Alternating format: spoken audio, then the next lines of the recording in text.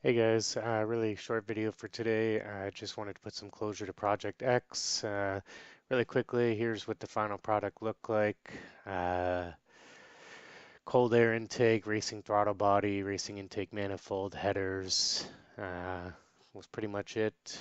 Friends while you're at work, spray painting, and really quickly, the reason we had to get rid of it was it would not pass an emissions test, so we ended up scrapping the car March of this year. Anyways, this video will be a comparison of before and after 0 to 100 pulls, so enjoy.